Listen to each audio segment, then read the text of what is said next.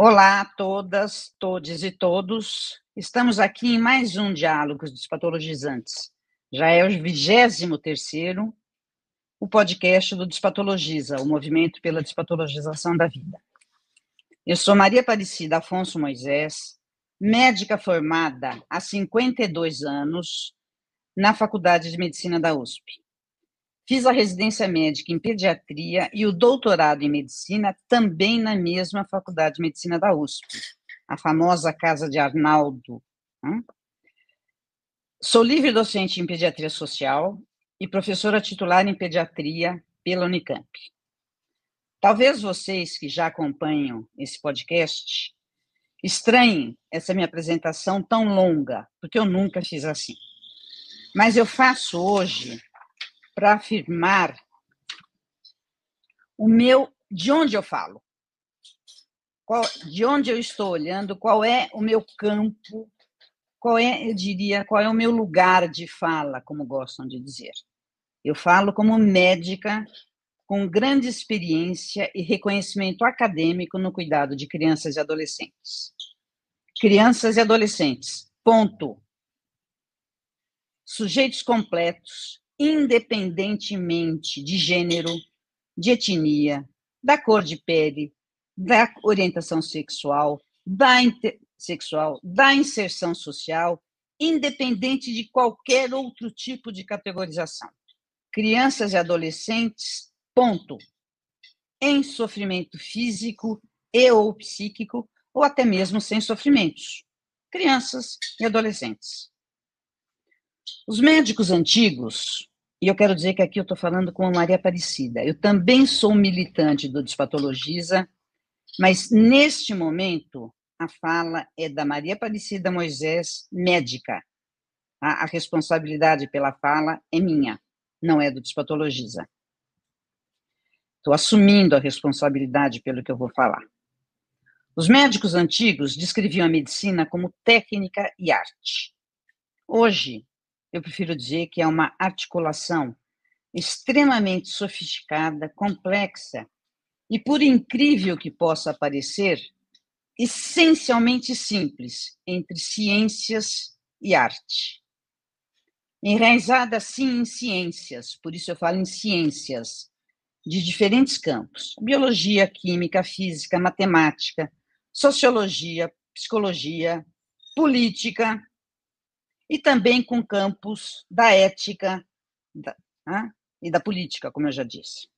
Mas toda essa articulação só se torna medicina se é transversalizada pela arte, como diziam os antigos. E continuamos dizendo nós, médicos, né? Médicos e médicas, médicos e médicas, de verdade. Ela só se torna medicina, essa articulação entre diferentes campos das ciências, se ela for transversalizada pela arte, entre aspas. A arte de sentir empatia, de buscar entender e aliviar as dores da outra pessoa. A arte de se sentir constituída como sujeito pela alteridade, de reconhecer as outras pessoas, né, como seus iguais.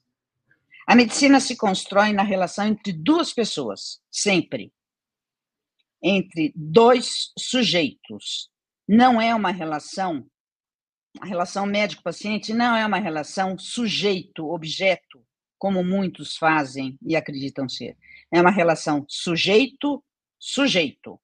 Dois sujeitos histórico-culturais ou, como bem disse Paulo Freire, sujeitos datados e situados, que têm a sua inserção numa esfera específica de tempo e espaço, datados e situados.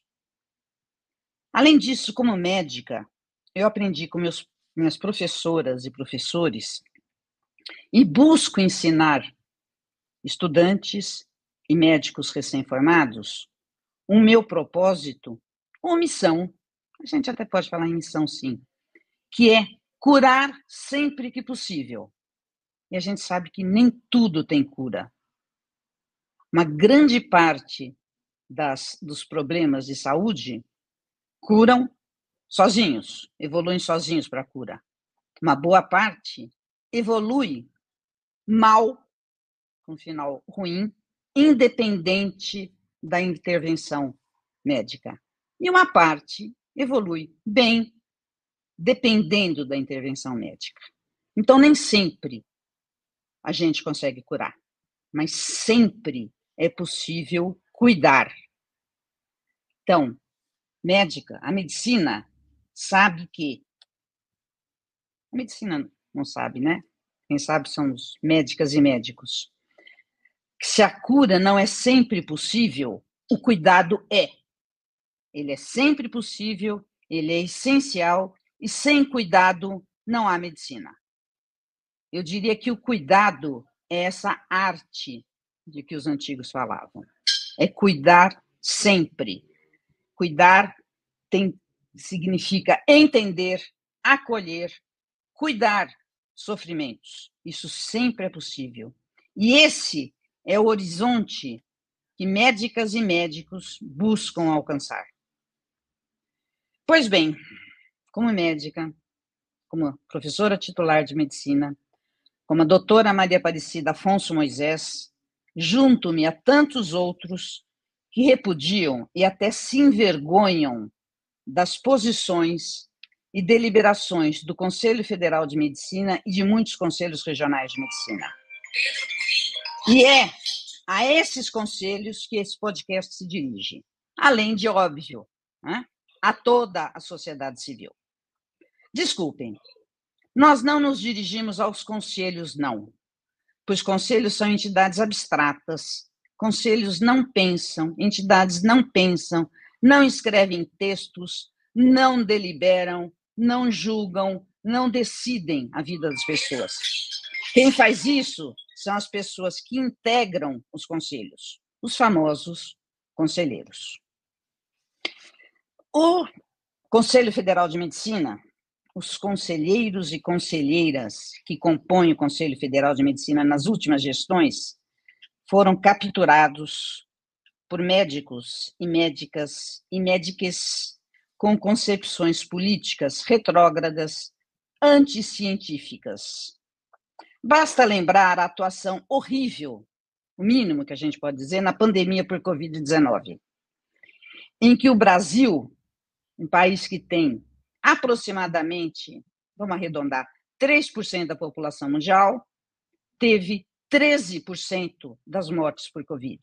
Uma desproporção absurda, que aconteceu por uma política, sim, de extermínio dos mais frágeis, ou daqueles, digamos, desiguais, né, que deveriam morrer. Pois nessa situação da pandemia, com uma política do governo federal, não vou dizer o nome, porque não vale a pena dizer, né?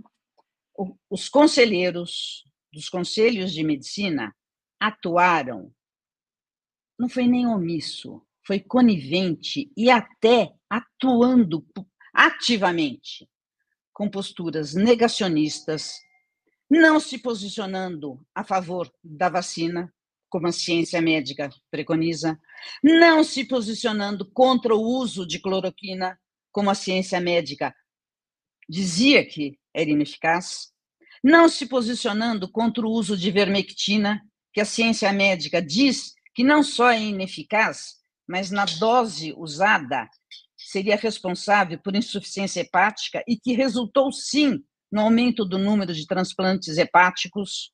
E os conselheiros dos conselhos de medicina não foram coniventes, eles foram parceiros dessa política de assassinato da população brasileira, que, inclusive, desconsiderou que o número de profissionais de saúde no Brasil que morreram por Covid foi o maior em todo o mundo. O número de profissionais de saúde que morreram por Covid no Brasil foi o maior de todo o mundo. E os conselhos não se posicionaram. Desculpem, os conselheiros e as conselheiras não se posicionaram.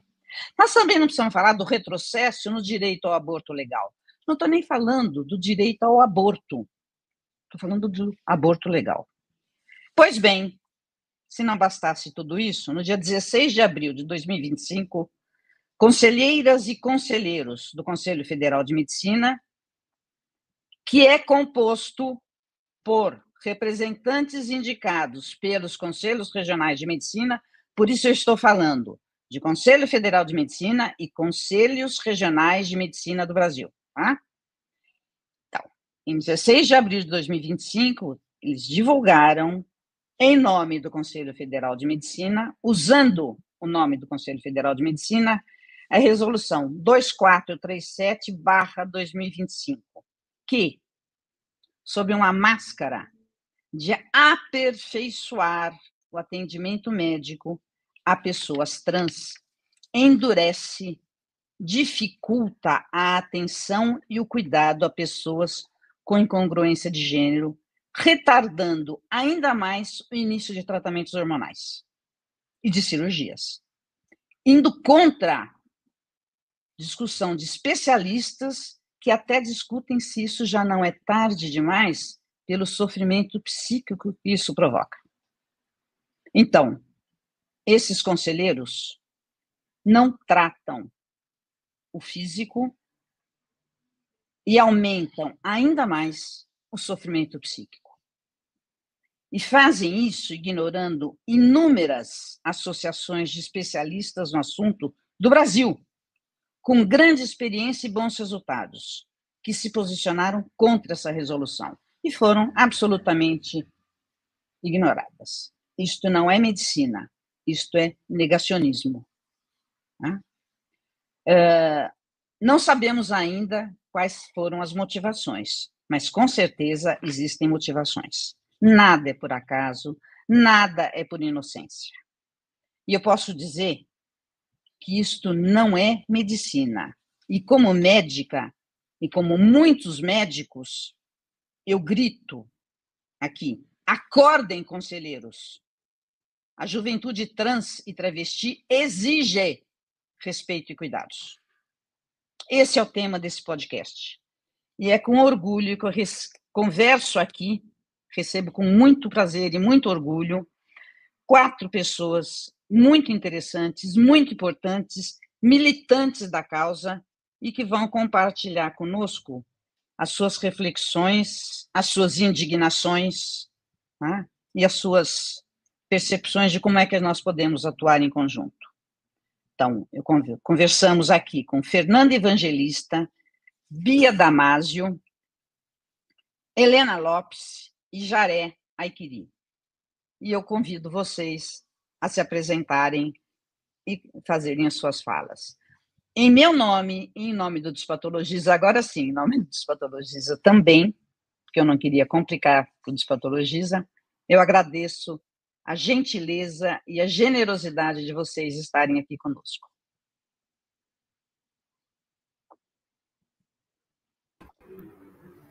Olá, bom dia. Meu nome é Fernanda Evangelista, eu sou coordenadora geral do Centro Acadêmico Emílio Ribas, da Faculdade de Saúde Pública da USP. Sou integrante também do grupo de pesquisa em alimentação, corporalidades e cultura da Faculdade de Saúde Pública da USP. E acho que inicialmente gostaria de saudar o espaço, assim, acho que é muito importante que a gente esteja construindo esse diálogo coletivamente, acho que a partir de diferentes lentes, a partir de diferentes olhares. Poder compartilhar um pouco também, assim, da nossa trajetória na militância, mas, para além disso, poder compartilhar um pouco também sobre as nossas perspectivas de cuidado para a juventude trans travesti é fundamental. Falo muito desse lugar, assim, enquanto militante dos movimentos sociais, do movimento estudantil, e recebo esse convite a partir desse lugar também, assim, como uma pessoa que estava tocando esse processo dentro do centro acadêmico. E acho que é importante iniciar essa conversa fazendo uma análise de conjuntura mesmo, acho que a partir de diferentes lugares, né? Acho que é importante dizer que o Centro Acadêmico Emílio Ribas é um centro acadêmico histórico, né? Construído ali em 1938, de uma faculdade muito antiga, que nasce em 1918, que está aqui no centro da cidade de São Paulo. e que teve um papel histórico muito importante, inclusive uma atuação muito implicada durante a ditadura militar, né? Implicado na queda do regime, mas que aos poucos veio perdendo um pouco o seu papel político, assim, nesse território. E acho fundamental dizer isso, e acho fundamental localizar um pouco também essa construção de um novo pensamento político coletivo que é mais conservador. Acho que pós-governo Bolsonaro a gente tem um avanço de perspectivas conservadoras, a gente tem um avanço em um crescimento da extrema-direita no Brasil, e isso tem uma influência direta na construção do processo político, tanto dentro das universidades quanto fora delas, e acho que isso também se reflete um pouco, inclusive, em como se constrói essa nova resolução do CFM, e como ela também se propaga e como isso se reverbera. Porque acho que isso tem também muito a ver com a conjuntura política atual e com esses efeitos também do bolsonarismo, acho que no pensamento coletivo, né? E, bom, o nosso centro acadêmico ele fica localizado no que antes já foi chamado de Faculdade de Higiene, e acho que isso também influencia um pouco no porquê, né? Quais são as nossas motivações, então, enquanto centro acadêmico, enquanto movimento estudantil, de produzir esse tipo de visibilidade e visibilidade para questões trans e travestis dentro do espaço da universidade, né? Acho que quando a gente está construindo algum espaço, seja ele no movimento estudantil, seja ele nos movimentos sociais no geral, a gente precisa entender de onde a gente veio e respeitar também a história dos espaços que a gente constrói.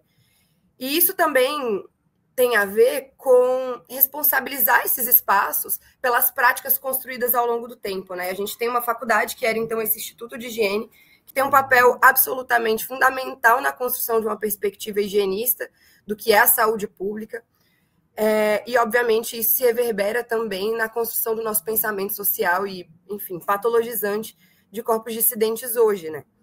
Então, faz parte um pouco também do nosso processo político enquanto movimento estudantil, compreender que é nosso papel, entendendo, então, esse passado da Faculdade de Saúde Pública, esse passado da Universidade de São Paulo, que se reverbera, inclusive, hoje, num centro acadêmico de medicina, por exemplo, que é pouco político, que pouco se manifestou, por exemplo, sobre essa medida.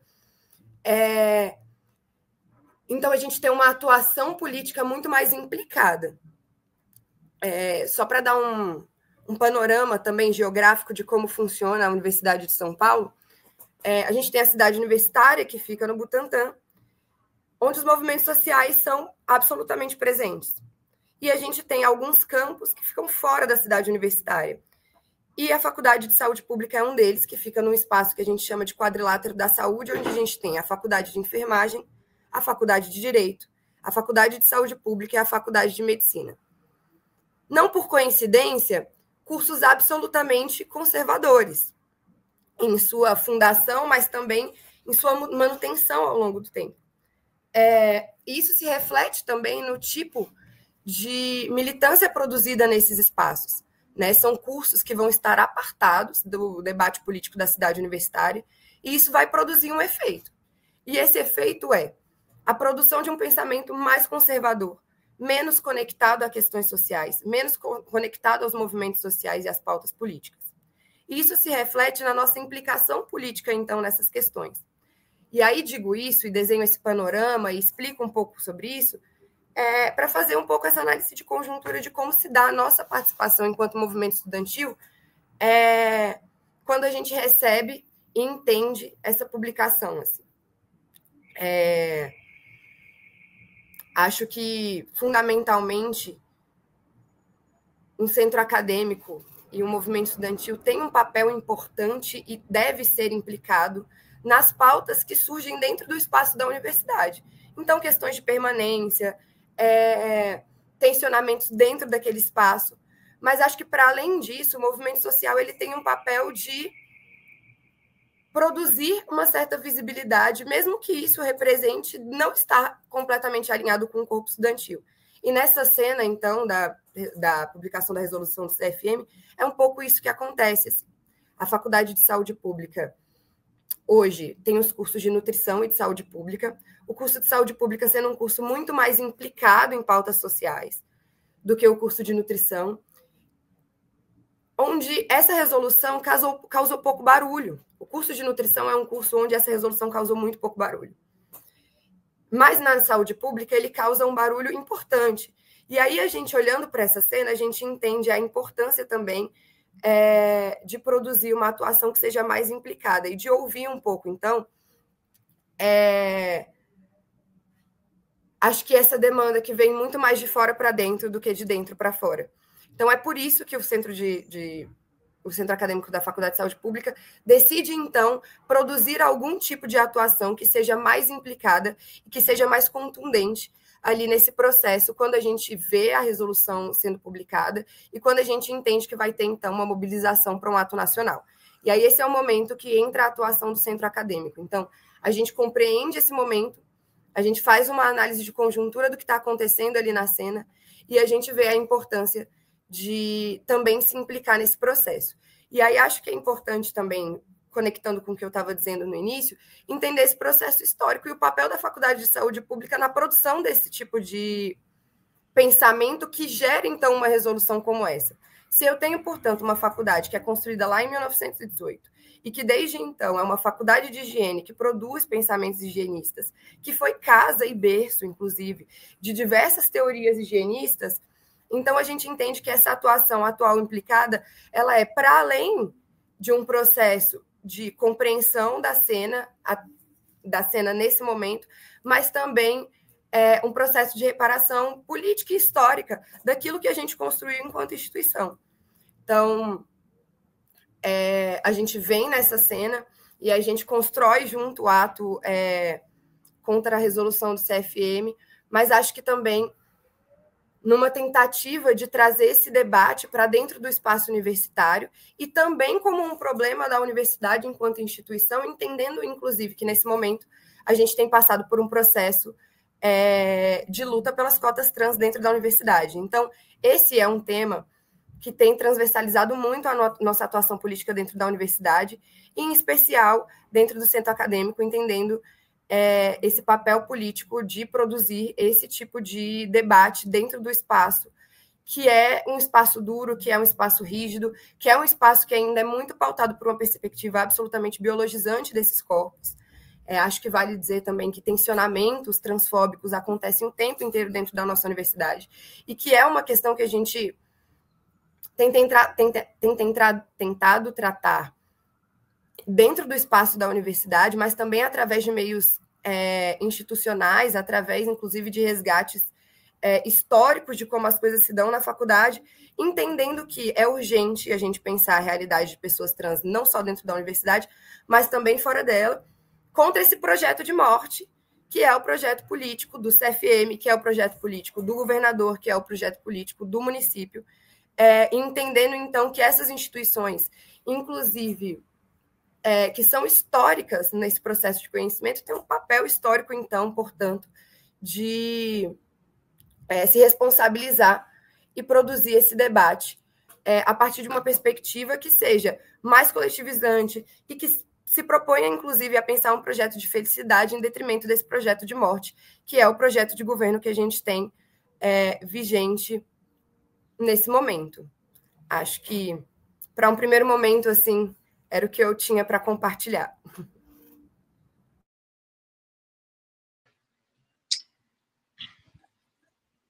Obrigada, Fernanda. Acho que você trouxe questões fundamentais, inclusive recuperando, né, a história das nossas instituições de origem e dos centros acadêmicos, né? A manifestação do Centro Acadêmico Emílio Ribas é um orgulho para todos nós, né? E eu lamento que os centros acadêmicos das faculdades de medicina, inclusive da USP e da Unicamp, estejam tão em silêncio, né?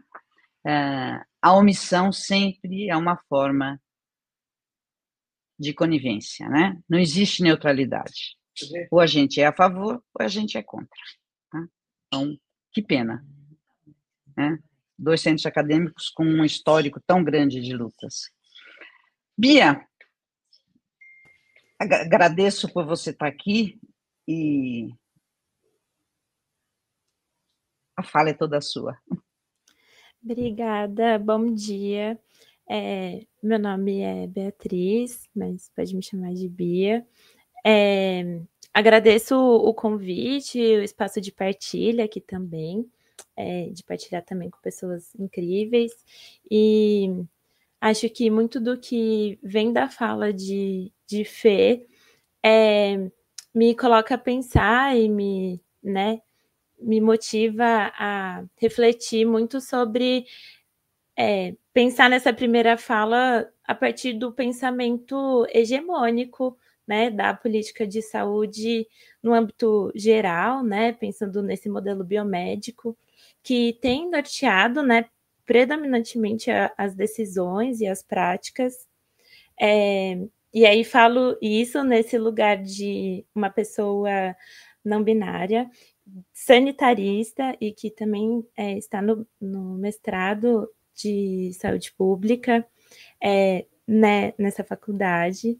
E acredito que repensar também a abordagem tecnicista da atenção da saúde, que é muito centrada nessa incorporação de tecnologias duras, é muito importante, porque nos faz pensar muito no Estado, nessa retroalimentação das indústrias farmacêuticas e de outras tecnologias para conseguir produzir e pensar a saúde na vida das pessoas.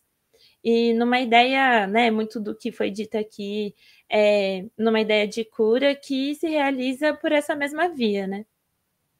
E acredito que não só pensando num âmbito geral do Estado, mas nessas pequenas institucionalizações, mostra como cada vez mais o mesmo, né, o Estado, essas instituições, está se retirando dos espaços, mas ao mesmo tempo que está atento e vigiante para tirar recursos, para fazer saúde como uma prática autoritária e de mercado, tendo os corpos como instrumento, né? E pensando isso como é refletido na saúde LGBT, dentro dessa política de saúde, de poder, patologizante, médico-centrada, me faz refletir muito numa saúde para além do clínico, né? Porque essas estratégias, elas são adotadas como um projeto, como um discurso a nível global, inclusive, né? E pensar a saúde como rede, nesse cuidado integral, que ele é constituído em conjunto, né, outros serviços públicos, também é importante, porque a medida, né, essa resolução, traz ainda muitas mais inseguranças e reforça algumas precarizações já existentes, né? E para contrapor essa lógica, vai muito do que Fê disse sobre, nessa lógica tanto de mercado de instituições, a necessidade das narrativas precisarem dar esse espaço para a crítica, né? A partir de ferramentas e experiências. E me faz pensar muito também sobre como é possível produzir sentido com um vínculo, com a conversa, com uma outra perspectiva de cuidado, em um mundo de permanentes produções que são atravessadas por essas forças, né? Do que a gente tem falado até agora. E porque elas também vão atribuindo outros valores e isso mostra muito do que a gente vê como desejo, né? Eu vejo, pelo menos, os desejos, eles serem cada vez mais patologizados, porque o Estado ele está presente de formas diferentes, e as posições dentro da saúde, que são organizadas por redes, né? Acaba sendo desmobilizada por conta dessas forças. E aí, pensando um pouco mais na resolução e na autonomia de crianças e adolescentes trans e travestis, penso nesses desejos e nesses quereres que perpassa pelo longo processo de entender o mundo, que já é um processo mesmo, né, de crianças e adolescentes, com as diversas modificações físicas, emocionais, que também dependem do ambiente que se vivem, numa perspectiva de não lugar, né? E aí, junto dessa percepção, entender o mundo e os atravessamentos como uma criança e um adolescente jovem trans, está num processo que também tem muitas influências institucionais, externas, e que essa resolução e para além dela também existe um impacto na saúde mental, né? Em como essa perspectiva de cuidado que é existente, médico-centrada, ela também afeta esses jovens, né? Essa juventude. Então, me faz pensar assim num outro caminho de que a saúde ela precisa sim ser pensada da sua forma mais ampliada, numa perspectiva de rede mesmo, né, com outros serviços, com relação com outras pessoas, com outras perspectivas, com o território, e que ela deveria ser um lugar de existência, né, de produção coletiva, mesmo que ainda seja um lugar de disputa, né. Então, penso muito sobre isso, sobre como, nessa primeira fala, assim, me vem muito como a saúde como um campo de produção de vida mesmo.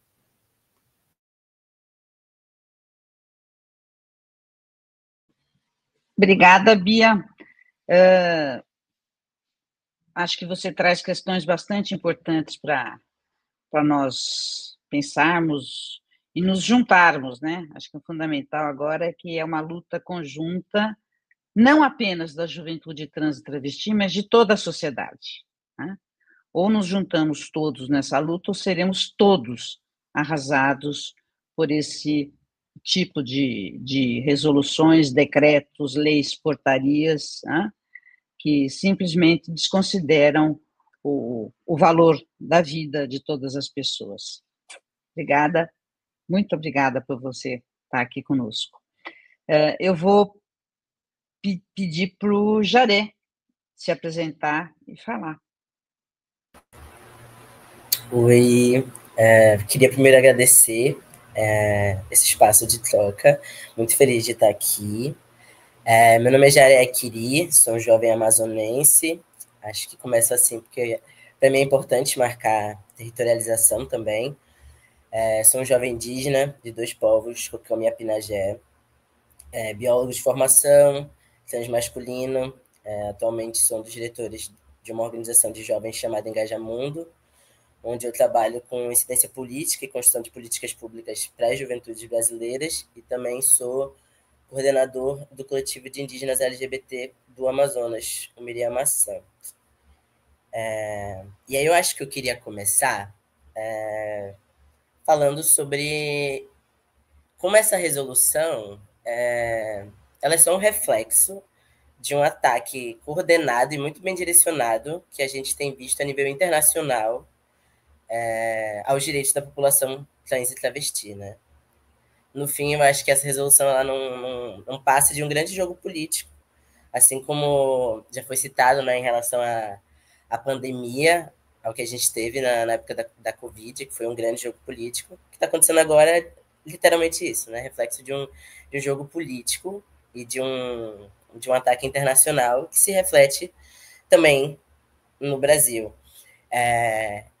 E que essa decisão, eu acho que é muito importante que a gente que a gente nomeie, né, o quanto é uma decisão que ela também é hipócrita, para além de inconstitucional, né, para além de errada em si, ela também é muito hipócrita.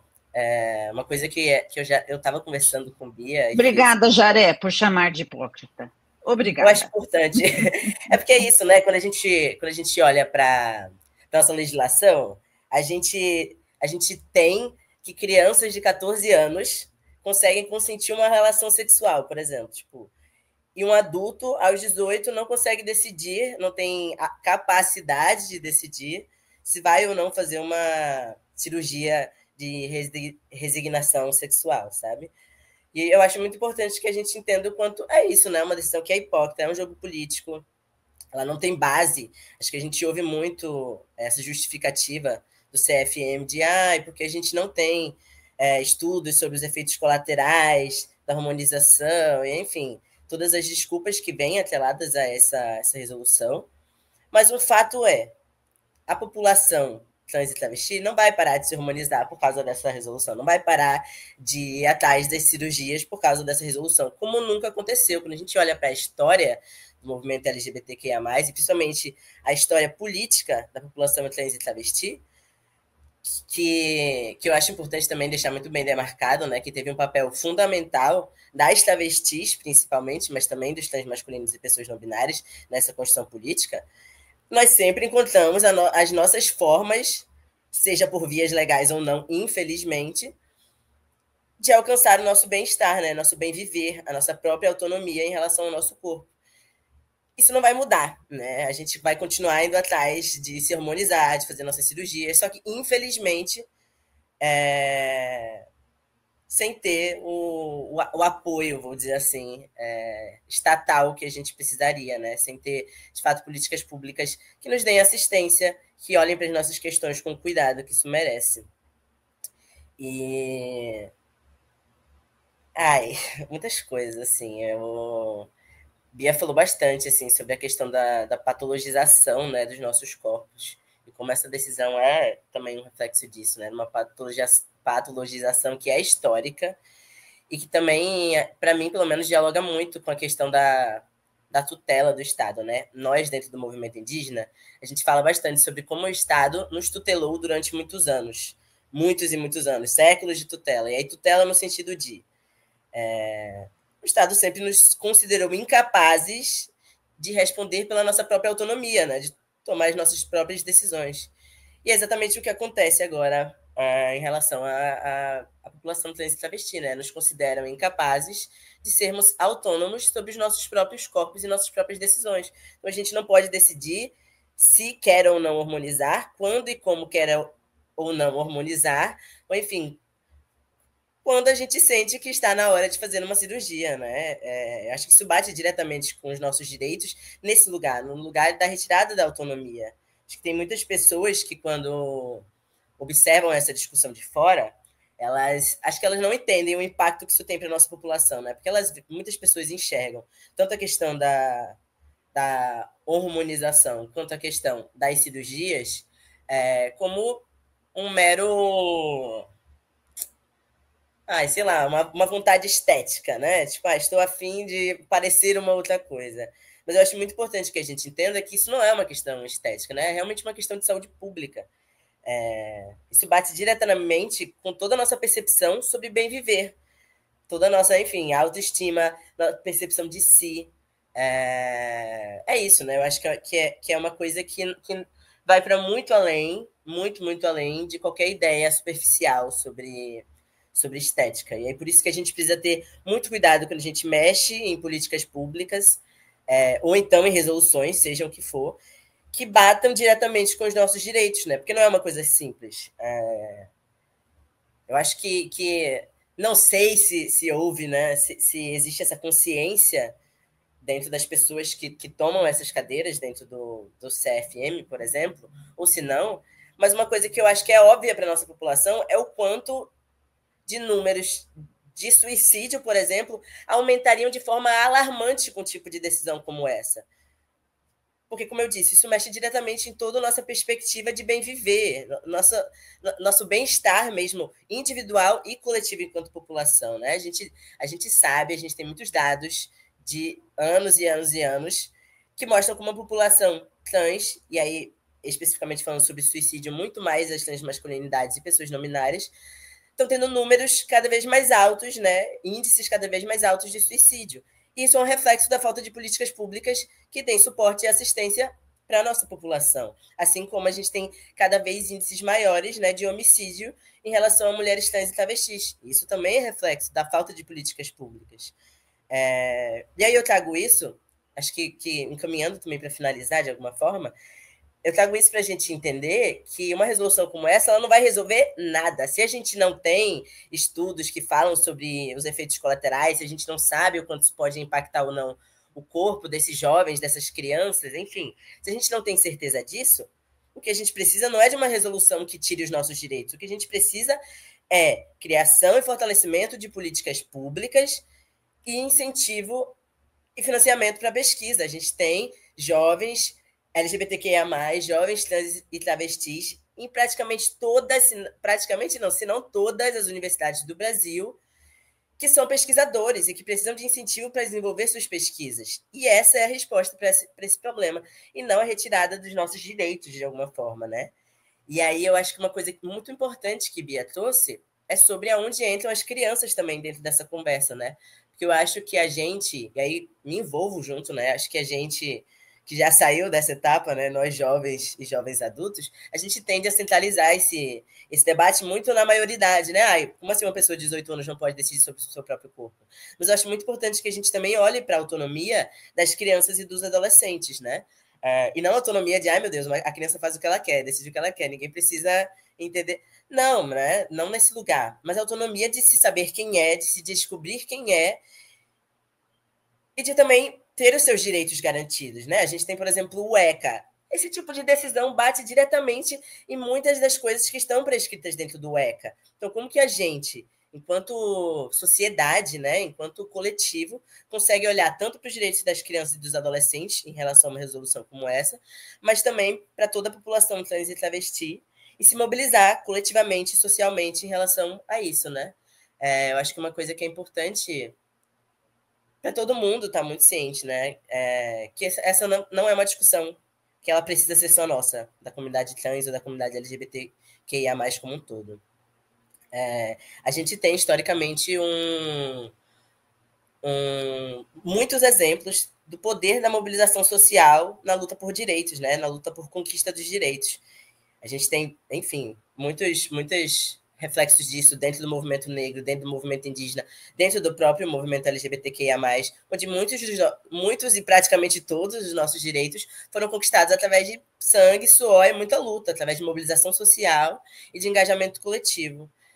Então, eu acho que eu gostaria de finalizar deixando essa reflexão, né? Tanto para a comunidade LGBT como um todo, mas também para os nossos famosos aliados, né? Para as pessoas que não necessariamente estão dentro da sigla, mas que de alguma forma se engajam dentro dos movimentos de lutas sociais, né? A importância de que todos nós olhemos para essa questão enquanto uma questão coletiva, enquanto uma questão de saúde pública, de saúde coletiva e de luta por direitos humanos. Obrigada, Jaré. Eu queria comentar algumas coisas que você falou, que são muito importantes, e tem uma fala da Marilena Chauí, que eu acho que é fundamental quando a gente fala em direitos, que é direitos, que é algo arduamente e com milhões de mortes conquistados, e ainda nem totalmente conquistados, nem totalmente implantados, e que já se tenta destruir tanto, é algo que ou todos temos ou ninguém tem, né? Se eu tenho o direito de tomar água e você não tem, eu não tenho direito, eu tenho um privilégio e você tem uma carência. E eu acho que é nesse campo de privilégios e carências que essa discussão se insere. Ou todos lutamos pelo direito de exercer todos os seus direitos, inclusive a sexualidade, ou ninguém tem. Spinoza também disse que é alegre tudo aquilo que aumenta a minha potência de atuar. E é triste tudo aquilo que destrói a minha potência de atuar. A sexualidade é alegre e ela aumenta a potência de atuar. Por isso é que ela incomoda tanto. Por isso que precisam entristecer nossos corpos, nossa sexualidade, precisam destruir nossa alegria. De todos nós, né? Quando fazem qualquer coisa contra um segmento da sociedade, na verdade estão fazendo todos. Hoje é com a juventude trans e travesti, né? Amanhã, quer dizer, ontem foi na pandemia. Anteontem. Ontem foi com o direito ao aborto. Legal. Amanhã será ainda mais amplo. Então, ou a gente se junta, todo mundo, na luta por direitos, ou ninguém tem direitos. E a sexualidade incomoda muito. A sexualidade, o questionamento, o sonho, a utopia, sonhar com outros mundos, com outros futuros, questionar o que aí está, tudo isso incomoda muito. Por isso que é patologizado.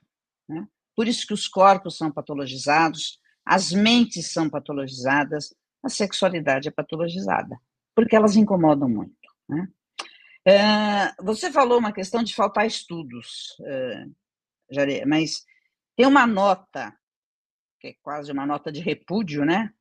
Uma nota conjunta sobre essa resolução, que eu vou até ler as entidades que assinam, a Sociedade Brasileira de Endocrinologia e Metabologia Brasileira, a Associação Brasileira de Estudos em Medicina e Saúde Sexual, Sociedade Brasileira de Urologia, Federação Brasileira das Associações de Ginecologia e Obstetrícia, e a Sociedade Brasileira de Ginecologia da Infância e Adolescência, todos se manifestando contra essa resolução.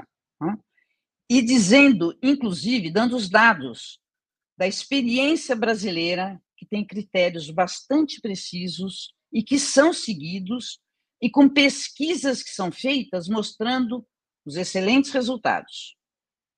A justificativa hipócrita, sim, de conselheiras e conselheiros de medicina foi se basear em algumas pesquisas mal feitas, sem embasamento científico, que não tem uma metodologia científica adequada, em países que não têm critérios para usar os tratamentos hormonais, seja de bloqueio ou de terapia hormonal.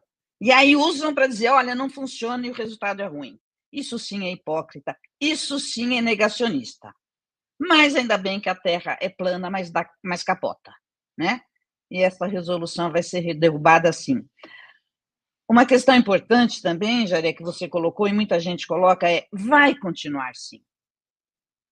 Assim como o aborto vai continuar existindo, às custas de muitas mortes, porque feitos sem condições adequadas, sem locais adequados, locais hospitalares, né? Sem profissionais adequados, sem o cuidado necessário, e isso resulta, sim, em muitas mortes.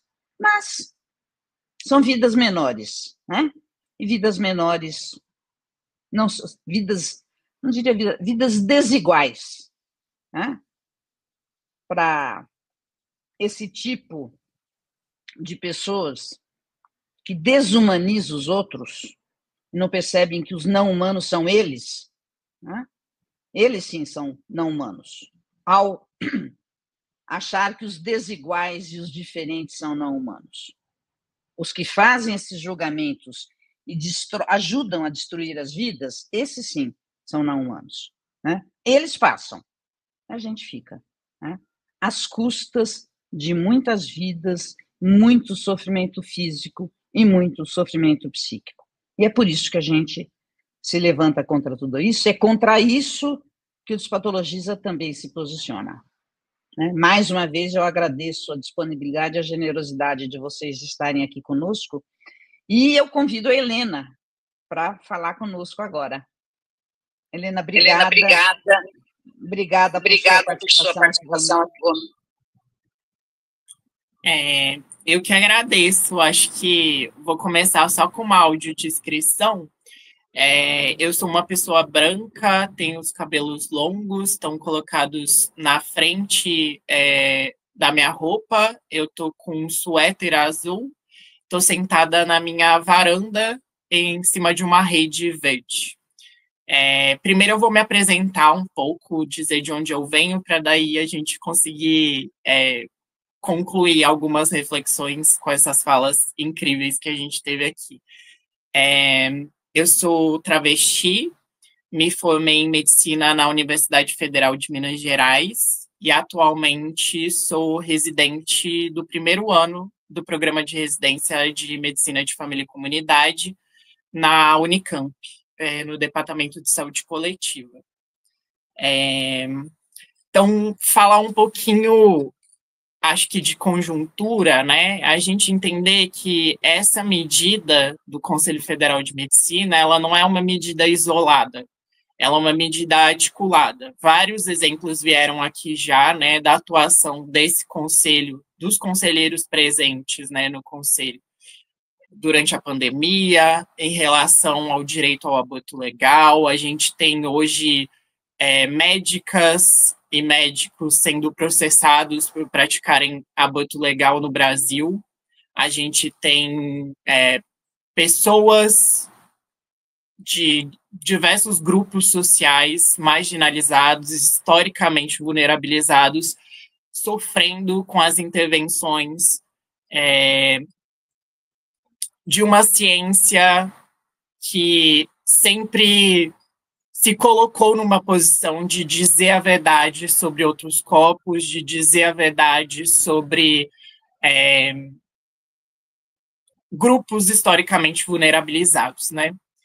E, bom, aqui em Campinas, meu programa de residência faz parte do Departamento de Saúde Coletiva, né? A gente tem participado também das articulações nacionais e locais. Campinas protocolou uma carta de repúdio à resolução do CFM com a assinatura de 27 movimentos sociais e entidades, dentre as quais o Departamento de Saúde Coletiva da Faculdade de Ciências Médicas da Unicamp assina também essa carta. Então acho que é importante dizer isso também, porque estamos muito acostumados, quando a gente está falando sobre pessoas trans, travestis e não binárias, de que essas entidades falem sempre em terceira pessoa, né? De pessoas trans, travestis enquanto objetos de estudo e objetos de intervenção, e não enquanto sujeitos capazes, enquanto sujeitos autônomos, enquanto sujeitos dotados de direitos em saúde. E acho que é importante também resgatar um pouquinho a história do nosso Sistema Único de Saúde, né? A gente tem aí um dos maiores sistemas públicos de saúde do mundo, que mesmo com seu subfinanciamento crônico, produziu muitas medidas civilizatórias no quesito de saúde pública, de políticas de saúde pública e de pensar a saúde coletiva. E um dos eixos centrais desse Sistema Único de Saúde é exatamente a participação social. É interessante ver que essa resolução do CFM ela foi feita sem diálogo com nenhum movimento social, sem diálogo com a sociedade civil organizada e sem diálogo especialmente com as pessoas que são mais impactadas por essas políticas públicas ou pela ausência, pela omissão na construção dessas políticas públicas. E é interessante pensar, por exemplo, que quando a gente vai lidar com as infâncias intersexuais, né, as mesmas entidades não têm esse posicionamento. O CFM, a medicina enquanto ciência, enquanto instituição, faz questão de intervir muito cedo nesses corpos, a revelia da própria autonomia desses sujeitos, né? Então, a gente tem diversas cirurgias, diversos procedimentos de adequação, né?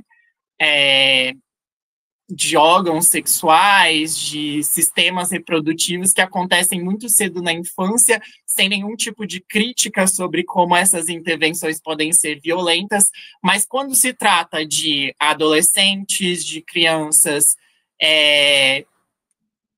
que romperam, que transgrediram de alguma forma com as normas da cisgeneridade imposta, desde o nascimento, desde antes do nascimento, aí sim os ataques surgem e essa negação de direitos básicos à saúde é colocada em prática. Queria dizer também que, agora eu posso falar já, porque a gente teve a nossa reunião de fundação, eu faço parte do Cometa, que é o coletivo de médicos trans, que está atualmente aí começando a se organizar.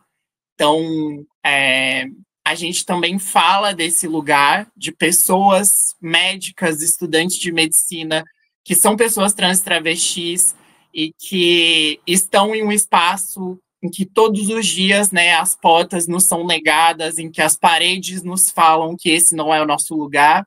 A gente passou por um momento histórico também. No dia 1º de abril, a Unicamp foi a primeira universidade estadual paulista a aprovar as cotas trans travestis, né? Então,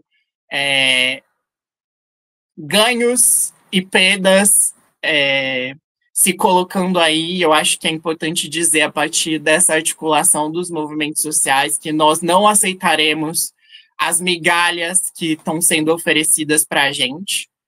Eu queria ler um poema curtinho do Bertolt Brecht, que era um poeta e dramaturgo alemão, para a gente pensar um pouquinho a gravidade do que tem acontecido e dos impactos que isso pode ter, né? Ou de que isso, caso a gente não se articule coletivamente, porque eu acho que esse não é, isso já foi trazido aqui, mas esse não é só um debate que interessa adolescentes, jovens, trans e travestis. É preciso agir. Primeiro levaram os negros, mas não me importei com isso. Eu não era negro. Em seguida, levaram alguns operários, mas não me importei com isso. Eu também não era operário. Depois prenderam os miseráveis, mas não me importei com isso porque eu não sou miserável. Depois agarraram os desempregados, mas como tenho meu emprego, também não me importei. Agora estão me levando, mas já é tarde. Como eu não me importei com ninguém, ninguém se importa comigo. Eu acho que esse poema é interessante para a gente entender que essa dinâmica de ataque que tem acontecido agora com um grupo tão fragilizado, que a gente tem dados concretos mostrando os índices de tentativas de autoextermínio, de homicídios, de suicídios, de violências diversas acontecendo com a população trans travesti, um grupo tão vulnerabilizado e que é tão fácil, né? Ou pelo menos eles supunham isso, porque a gente tem tido uma movimentação histórica que nunca aconteceu antes, é importante dizer isso. A gente teve as sedes dos conselhos regionais de medicina, a sede do Conselho Federal de Medicina ocupada pelos movimentos sociais nos últimos meses. E friso aqui, vamos continuar ocupando essas sedes até que essa resolução seja revogada, mas não só isso, no sentido de avançar nas políticas públicas voltadas para as pessoas trans e travestis, porque a gente tem diversas questões ainda não resolvidas. Aqui em Campinas, por exemplo, o nosso ambulatório Transcender ainda não conseguiu ser regularizado como um serviço do Sistema Único de Saúde. A gente ainda recebe os hormônios emprestados, né, principalmente do município de São Paulo, com o que sobra da hormonização no município. O ambulatório Transcender ainda está dentro de uma sede emprestada do centro de saúde, ainda não tem uma equipe própria que consiga funcionar de forma a garantir os direitos em saúde das pessoas trans travestis, né? Tudo isso são lutas que precisam ser articuladas, direitos que precisam ser garantidos, e nisso a gente precisa relembrar a história do movimento sanitarista no Brasil, que teve um papel importantíssimo na garantia de um sistema único de saúde que entende a saúde como um direito universal e como um dever do Estado brasileiro.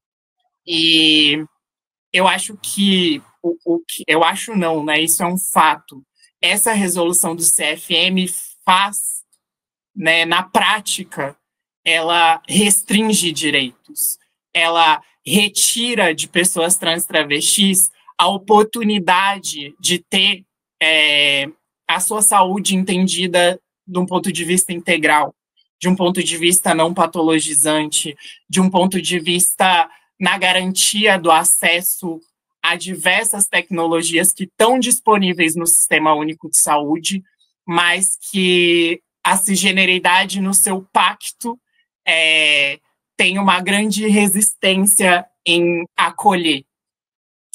E tem uma fala dos movimentos sociais que é muito importante, que eu quero frisar aqui, porque eu acho que foi dito que essa é uma medida hipócrita, e não é uma fala nova, né? Nós estamos aqui muito antes do Conselho Federal de Medicina. Nós nos harmonizávamos nas condições que conseguíamos muito antes do Sistema Único de Saúde. Nós tínhamos acesso às tecnologias e todas as suas contradições muito antes disso tudo estar aqui. O que a gente está colocando hoje é a necessidade de garantir que essas tecnologias estejam disponíveis no sistema de saúde, que as pessoas possam acessar isso enquanto parte integrante afirmativa da sua própria subjetividade.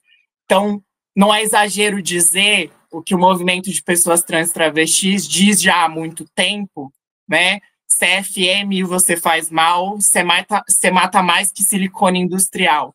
O que o CFM está fazendo, né, com essa medida, com essa resolução, é jogar pessoas trans travestis para as clínicas clandestinas, para a auto-harmonização, para a falta de acompanhamento médico, para procedimentos que são feitos em condições insalubres, de falta de garantia de direitos básicos, quando tudo isso está disponível no nosso sistema de saúde e deveria ser garantido. Então, acho que é muito importante estar aqui hoje para colocar essas questões, que não é só uma medida isolada, e para além de não ser uma medida isolada, esse discurso falacioso e anticientífico que vem sendo colocado, ele faz parte de uma articulação muito maior. Ele faz parte de uma articulação conservadora e de extrema-direita que tem se fortalecido no Brasil e no mundo. E é importante que nós ocupemos esses espaços, e eu estou falando aqui enquanto travesti, enquanto médica, enquanto membro da Sociedade Brasileira de Medicina de Família e Comunidade, e enquanto pessoa que, para além de estar enquanto trabalhadora do Sistema Único de Saúde, acredito em um mundo onde a saúde seja a plena capacidade de lutar contra tudo aquilo que nos oprime. Então, acho que estar nesse podcast hoje, conseguir estar falando aqui hoje, também é promover saúde. A gente está alertando para uma medida que é uma medida de morte, é uma medida de violência contra corpos que já são violentados no dia a dia, que já são vulnerabilizados e que, a partir dessa resolução, passam a ser ainda mais vulnerabilizados, ainda mais excluídos, ainda mais colocados à margem da sociedade. Então, minha fala vai mais nesse sentido de dizer que estamos articulados no Brasil todo e não vamos parar enquanto esses retrocessos não forem revogados, e mais do que isso, a gente tem uma proposta transformadora da sociedade. A gente não quer só o que está aqui, a gente não quer só atuar na defensiva. Temos muitas propostas e as propostas são do tamanho dos nossos sonhos. Então, eu falo aqui tanto para as crianças e adolescentes trans travestis, não acreditem que um conselho federal de uma entidade profissional tem a capacidade de dizer sobre quem você é ou quem você deixa de ser. Eu sei o que você sente na sua pele, eu passei por tudo isso, estive em universidades sendo a única ou a primeira travesti em muitos espaços, sou a primeira travesti no programa de residência de Medicina de Família e Comunidade da Unicamp hoje, e fui a primeira, mas certamente não quero ser a única. Estou muito feliz que essas articulações pelas cotas trans têm se ampliado para muito além da Unicamp. Estou muito feliz com essa vitória histórica que a gente teve, que a partir do ano que vem, pessoas trans travestis vão estar ocupando obrigatoriamente um lugar que é nosso por direito e que nos foi negado historicamente. E também queria falar para os conselheiros e conselheiras que vocês não falam a partir de um lugar nessa posição de sujeito e objeto. Também somos sujeitos. Existem pessoas médicas trans em todos os estados do Brasil. Nós não fomos consultados sobre essa resolução e o movimento social está aqui, está presente, vai continuar cobrando para que essa resolução seja revogada, mas para que muitas outras resoluções que garantam a nossa dignidade e que garantam a atenção integral à saúde da população trans travestis sejam colocadas na ordem do dia. Acho que é basicamente isso, gente. Obrigada.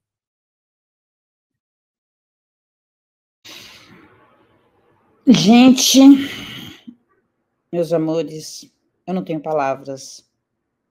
Eu estou extremamente emocionada, agradecida. Eu acho que, enfim, a palavra está com vocês para quem quiser continuar falando. Acho que tem um dado importante, Helena. Sem dúvida, eles não consultaram ninguém, né?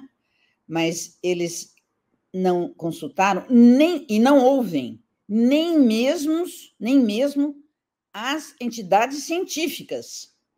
Eles ignoram e até agridem as entidades científicas que se posicionam contra. Não foram consultadas. Quer dizer, ciência absolutamente fora, arte nenhuma. Portanto, não é medicina, né? Acho que podemos dizer tranquilamente que atualmente, né, a composição do Conselho Federal de Medicina passa ao largo do que é medicina. Não cuida, agride, não usa conhecimentos, rejeita conhecimentos científicos, rejeita saberes científicos e populares, rejeita as pessoas, não cuida, não cura e é mortal. Você tem toda a razão. É mortal. Leva à morte. Acordem. Passou da hora. Já passou da hora. Né? Porque vocês têm razão. Nós não vamos parar e estamos aqui, o Despatologiza está à disposição de vocês, totalmente com vocês. E eu passo para vocês continuarem a nossa conversa.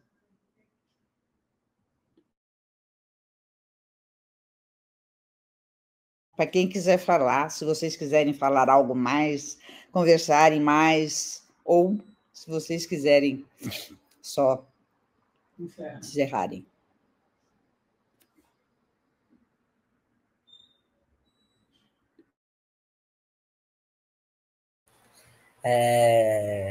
Eu vou continuar, então.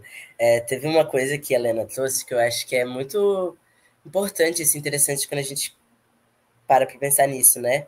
Que é sobre a importância da participação social em todas as tomadas de decisão, né? Então, a construção de políticas públicas, de resoluções, enfim.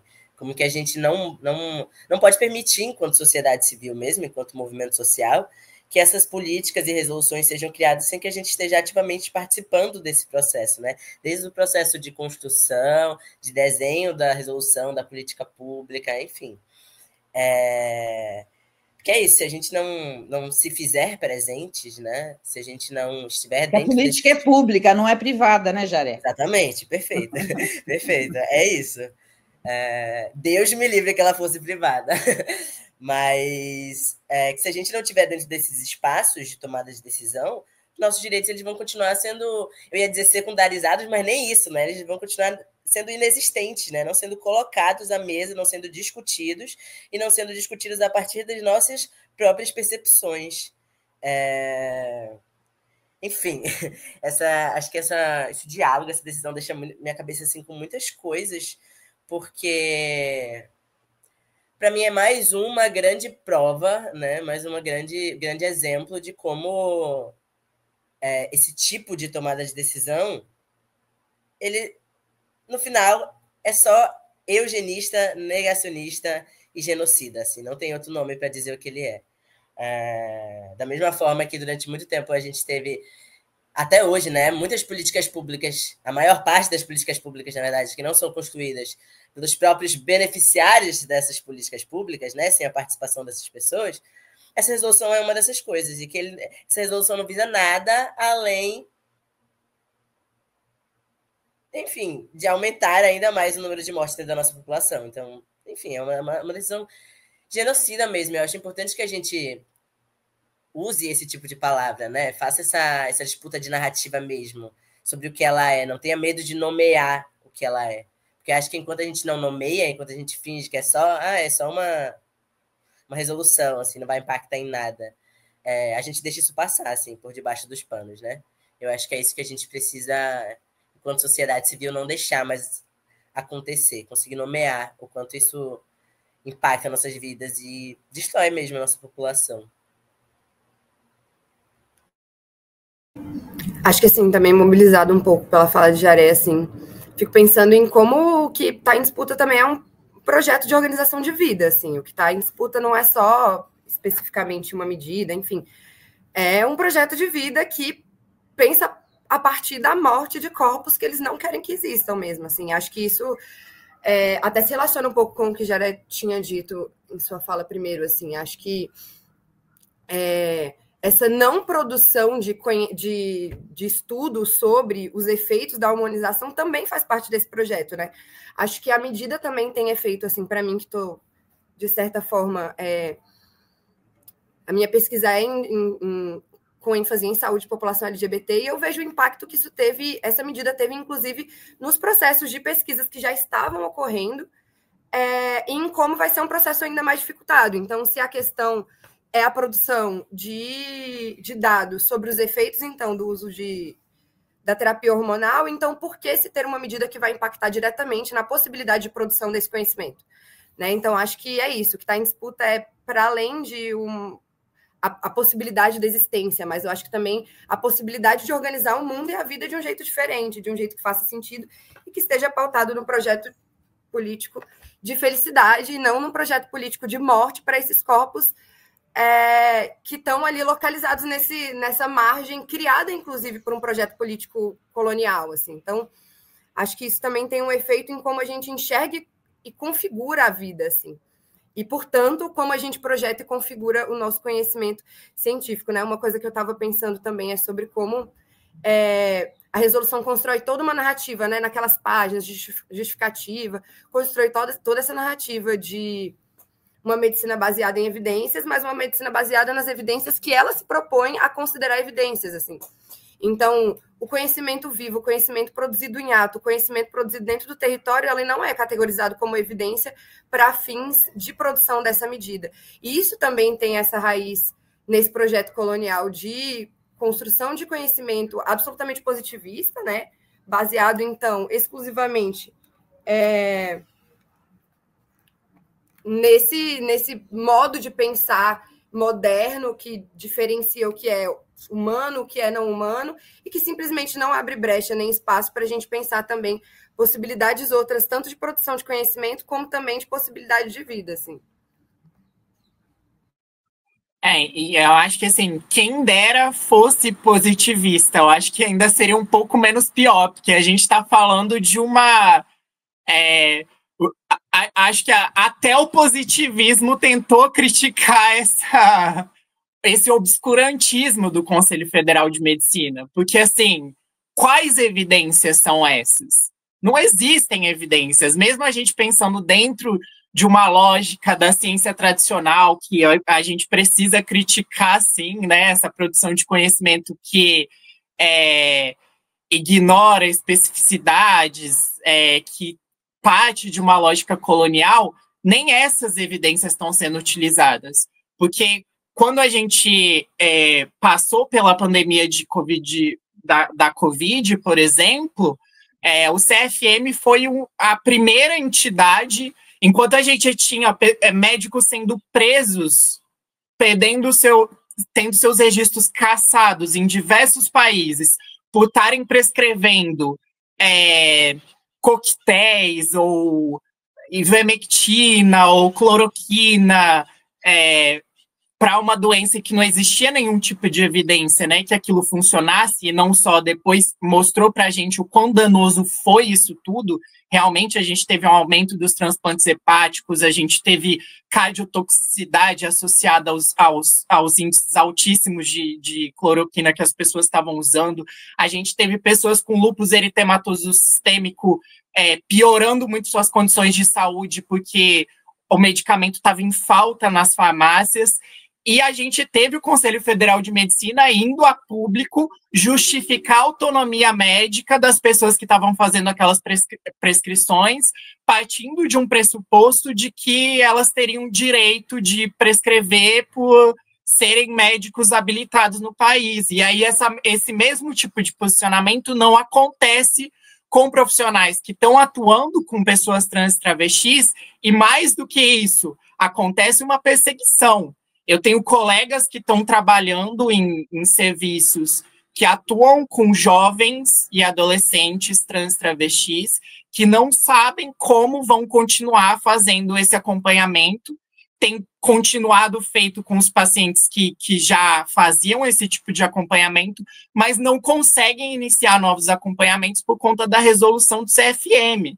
E, para além disso, né, as situações do aborto legal, por exemplo, a gente tem médicos hoje sendo processados por realizarem abortos em situações legais da Constituição brasileira. A gente não está nem falando de uma ampliação do aborto irrestrito, que eu acho que também tem muitas evidências que suportem isso em diversos países que descriminalizaram o aborto, e tem tido várias evidências de como isso melhora os índices de saúde pública, né, os marcadores epidemiológicos, mas que estão sendo perseguidos, inclusive, por cumprir a Constituição Federal.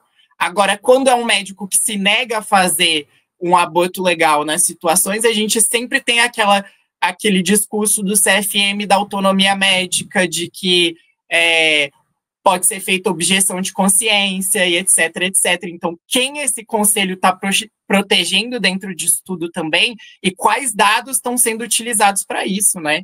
Porque nem dentro da ciência positivista as evidências estão sendo utilizadas. É uma vergonha que a gente tenha um conselho que se propõe representar a categoria médica no Brasil e que esteja utilizando artigos e dados científicos, ignorando as produções inclusive das grandes instituições científicas brasileiras. Aí a gente tem a Fiocruz, a gente tem as universidades federais, a gente tem as universidades estaduais, que têm produzindo muita coisa nesse sentido também, que têm sido ignoradas, e não é à toa, né? A Febrasgo publicou nota contrária à resolução do CFM, a Sociedade Brasileira de Endocrinologia e Metabologia, a Sociedade Brasileira de Urologia, Sociedade Brasileira de Medicina de Família e Comunidade. Então, assim, quem está sendo ouvido dentro disso tudo também, né? Eu acho que é isso. Helena, acho que é importante a gente falar o que é a autonomia do profissional, né? A minha autonomia é, por exemplo, frente a uma infecção, decidir entre antibióticos que são eficazes contra essa infecção. Eu não tenho autonomia para fazer o que eu quiser. Eu tenho autonomia para optar entre algumas possibilidades de tratamento que comprovadamente funcionem, que tem evidências científicas que funcionam. Eu não posso tirar da caixinha da cartola, né, para dizer o mínimo, o que eu vou fazer. Isso não é autonomia, né? E é isto que esses conselheiros defendem. Agora, é interessante também a hipocrisia, e aí a gente sabe de onde vem, quais são os motivos, que esses mesmos conselheiros que dizem respeitar a autonomia do médico, porque eles são médicos, já são formados e, portanto, sabem o que fazer, estes mesmos conselheiros e conselheiras querem colocar um exame de ordem, mas eles já não são formados? As universidades já não deram, já não certificaram a sua competência como médicos? Nós sabemos para que é um exame de ordem, né? É um grande arrecadador de dinheiro, né? Ele não é para melhorar a qualidade, sem hipocrisias, mas é muito dinheiro que rola no exame de ordem, né? E muito poder. Então, a gente sabe o que é que está rolando, né? Tem a hipocrisia, tem poder, tem dinheiro, tem negacionismo, tem sim. Eu vou ser talvez mais delicado, dizer, no mínimo, um proto-fascismo, para não dizer que é fascismo mesmo, né? Que é desiguais e diferentes podem e até devem ser exterminados. Né? É um projeto de poder, é um projeto de biopoder, um projeto maléfico de biopoder. Acordem, conselheiros, acorda, conselho. Eu, como médica, Helena, e muitos médicas, médicos e médiques, né, nos envergonhamos desses integrantes dos conselhos de medicina na atualidade. Né? Então, está na hora de acordarem, porque a história passa, né? Os conselheiros passam, as pessoas, as vidas, mesmo aquelas que foram exterminadas, estão aí cobrando. Continuam cobrando, vão continuar cobrando, e a gente vai mudar isso. Né? Existem outras possibilidades, existem outros mundos possíveis, existem outros futuros possíveis. E a gente vai continuar questionando, sonhando e construindo outros futuros.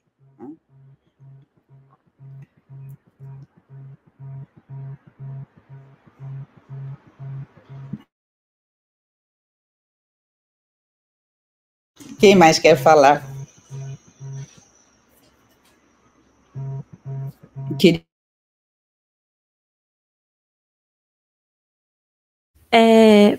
Maria, acho que o seu microfone. Não, eu ia falar, só que o seu microfone estava fechado. O meu? Eu fechei o seu? Não, o seu mesmo. Era só. Mas pode falar.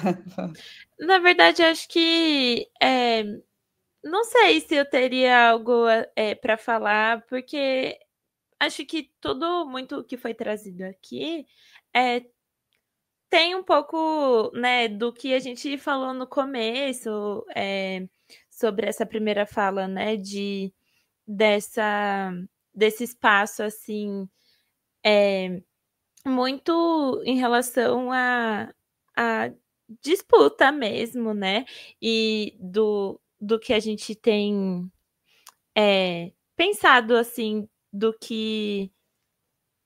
Enfim, acho que falei um pouco da saúde como um poder, como uma centralização do cuidado, de entendimento do cuidado, assim, e aí, né, das falas, assim, de possibilidades outras, ela só vai ser possível se isso for num lugar também que é de disputa, né?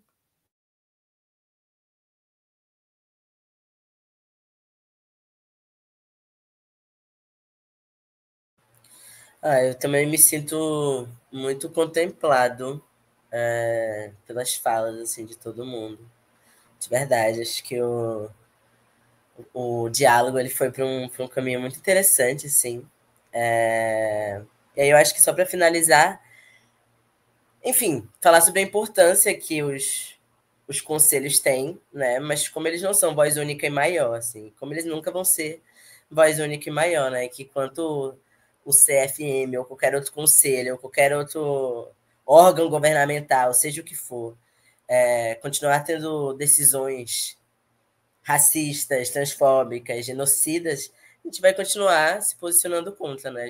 Nós vamos continuar lutando, não vamos nos silenciar e, enfim, não vamos deixar a nossa população retroceder, né? A gente não vai retroceder de jeito nenhum. A gente demorou muitos e muitos e muitos anos para conquistar os direitos que a gente tem agora, e não vai ser uma resolução, enfim, feita, inclusive, sem a participação da sociedade, que vai tirar os nossos direitos e barrar nossa luta, de alguma forma.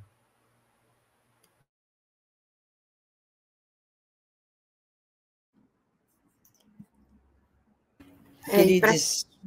Oi. Fala, Fernanda, fala.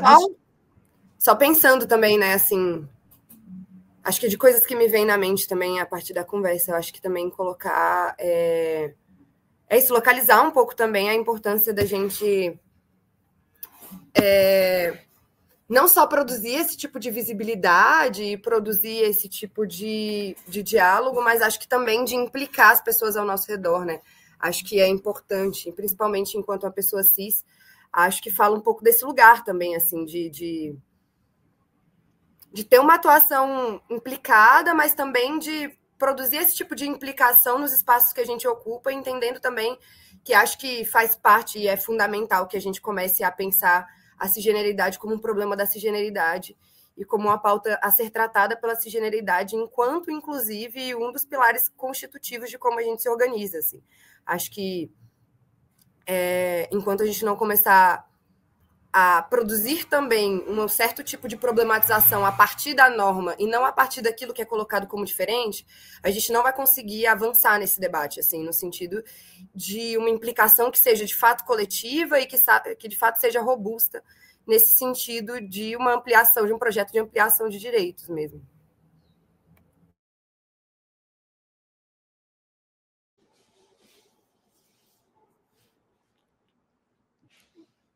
Bom, acho que estamos chegando ao fim, né? Não sei se alguém mais quer falar alguma coisa. Eu realmente agradeço muito a generosidade, a grandiosidade de vocês, e queria dizer que eu e o Despatologiza estamos totalmente abertos para vocês, para essa discussão. Sempre que vocês quiserem ocupar esse espaço, é só mandarem sinais de fumaça, tocarem os tambores. Tá? A gente pode fazer outros podcasts, a gente pode fazer outras ações, porque a luta por direitos é uma luta de todos. Tá? Não pode haver cisões, diferenças, todos temos que lutar pelos direitos de todos. Senão, não existem direitos. Né? Muito obrigada, e eu acho que encerramos aqui, deixando um espaço para a gente continuar essa discussão, sempre que vocês quiserem. Muito obrigada pelo convite, Maria. Não, foi maravilhoso, maravilhoso, não há emocionante, maravilhoso. Obrigada a todos vocês.